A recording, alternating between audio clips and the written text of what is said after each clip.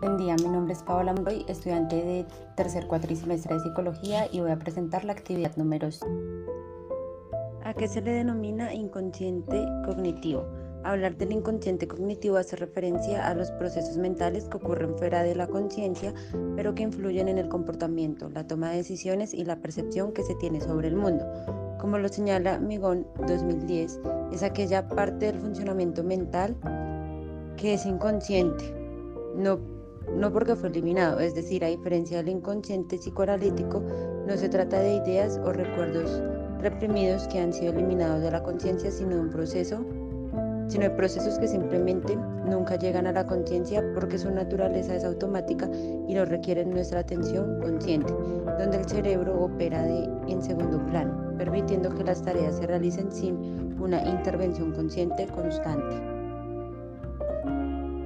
Por ejemplo, existen tareas cotidianas que realizamos como leer, escribir, caminar, entre otras, las cuales se realizan de manera automática e inconsciente gracias al procesamiento cognitivo que ocurre en el segundo plano. Este tipo de procesamiento es el que se le conoce como inconsciente cognitivo. Por otro lado, es necesario recordar que dentro del proceso mental que ocurre por fuera de la conciencia encontramos aquello como lo son percepción subliminal, que es cuando se percibe estímulos externos como imágenes y sonidos tan breve o débilmente que no se evidencian conscientemente, pero que aún así influyen en el comportamiento. La memoria implícita, que es la capacidad de recordar y utilizar información sin ser consciente de ello, por ejemplo, montar en bicicleta o tocar un instrumento musical. Procesamiento automático, por ejemplo, aquellas tareas cotidianas como caminar, hablar, se realizan de forma automática sin requerir un esfuerzo consciente. Y el pensamiento intuitivo, las decisiones rápidas y basadas en la intuición, sin un análisis consciente de las opciones. Caminar, leer, comer, hablar. ¿Qué es la negligencia intencional y qué tipos existen? Es un trastorno neuropsicológico que se caracteriza por la dificultad de una persona para percibir, responder u orientarse hacia estímulos que se presentan en el lado contralateral a una lesión cerebral. Estas palabras, la persona ignora o no ve lo que ocurre en una parte de su espacio personal o visual, es decir, que afecta la capacidad de una persona para prestar atención a una parte de su entorno, generalmente el lado opuesto a la lesión cerebral que la causa. Se presenta cuando falla para responder u orientarse hacia estímulos presentados en el lado contrario a la lesión cerebral, dificultad para desengancharse de una señal presentada en el lado de la sesión. No se presentan alteraciones motoras o sensoriales.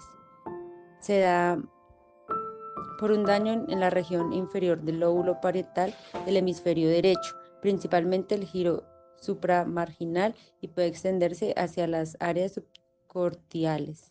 En pocos casos se puede presentar tras lesiones del lóbulo frontal, ganglios basales y tálamo.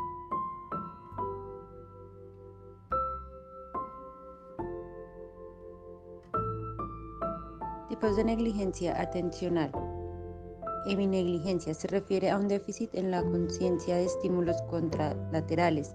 La heminegligencia puede ser a estímulos de distintas modalidades, ya sea localizado en el espacio o en el cuerpo. Extinción sensorial. Cuando a los pacientes con negligencia espacial se les pide que realice una variedad de tareas en el espacio, olvidan el hemiespacio contralateral a la lesión. Puede fallar en el hemisferio contralesional, considerando su propio cuerpo el centro, o fallar en actuar sobre una mitad del estímulo. Este defecto se le puede detectar ya en la conducta del paciente. Solo come de medio plato, solo lee mitad de un párrafo o escribe únicamente una mitad de una hoja. Personal, cuando la persona no reconoce o utiliza su propio cuerpo en el lado afectado. Por ejemplo, puede no afeitarse a un lado de la cara o no vestirse en un lado. Extrapersonal, cuando la persona ignora los estímulos que se encuentran en el espacio exterior a su cuerpo, como objetos en una mesa o persona en una habitación. Aprendizaje inconsciente, ¿qué es? es aquella que se refiere a adquisición de conocimientos, habilidades o asociaciones sin que seamos conscientes de ellos, es decir, aprendemos sin darnos cuenta a través de procesos mentales que ocurren fuera de nuestra atención consciente. No se refiere a la forma en que adquirimos el conocimiento, sino a la forma en la que la información que aprendemos es procesada. Es decir, que no se refiere a la forma como se realizan las relaciones entre los conocimientos de tipo asociativa o constructiva, sino a la forma en 11 que estos son procesadas. Es como cuando aprendemos a andar en bicicleta. Al principio somos conscientes de cada movimiento, pero en la práctica se vuelve automático. Características: procesamiento de aprendizajes inconscientes es menos limitado comparado con el procesamiento del consciente. Algunos expertos, tanto neuropsicológicos como conductuales, citados en 1997, muestran una disociación entre el desempeño en tareas implícitas y explícitas. El aprendizaje consciente lleva a reacciones de tipo automáticas, las cuales carecen de control por parte del individuo. ¿Qué evidencias hay a su favor? Este fenómeno demuestra que la exposición previa a un estímulo, como una imagen, el cual influye en cómo procesamos información relacionada posteriormente, incluso si no somos conscientes de esa exposición. Condicionamiento clásico. Este tipo de aprendizaje, estudiado por Pavlov, muestra cómo podemos asociar estímulos de manera inconsciente. Esto nos ayuda a llevar respuestas automáticas. Aprendizaje latente. Es aquel al que se refiere a la adquisición de conocimientos sin una recompensa inmediata, el cual solo se manifiesta cuando son necesarios.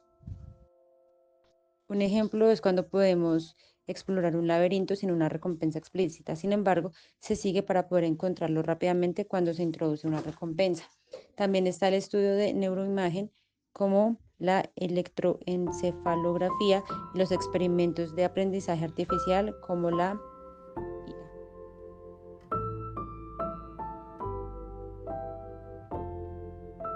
Memoria inconsciente. Imaginemos cómo toda la información que captamos a través de los sentidos fluye constantemente hacia nuestro cerebro, formando una vasta red de conexiones neuronales.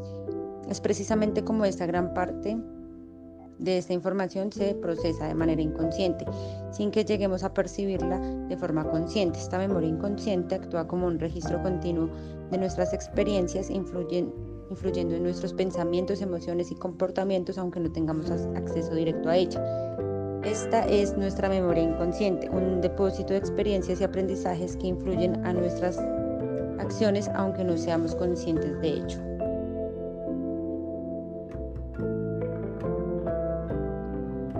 La memoria inconsciente procesa información sin que seamos conscientes de ello, tanto al almacenarla como al recuperarla, influyendo así en nuestro comportamiento sin que lo notemos.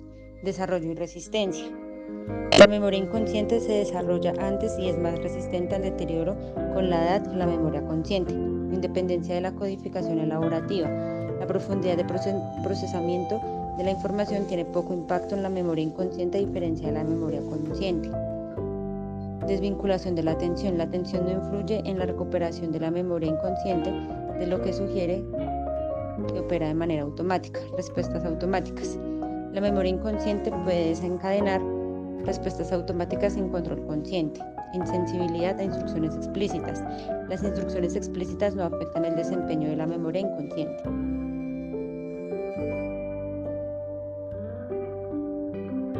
Disociaciones presentes en un síndrome neuropsicológico. Agnosia auditiva, la incapacidad para reconocer sonidos o palabras a pesar de tener una audición normal. Si bien, aunque las personas pueden oír sonidos, no pueden identificarlos ni interpretarlos, lo que demuestra una disociación entre la percepción auditiva y la comprensión o el reconocimiento.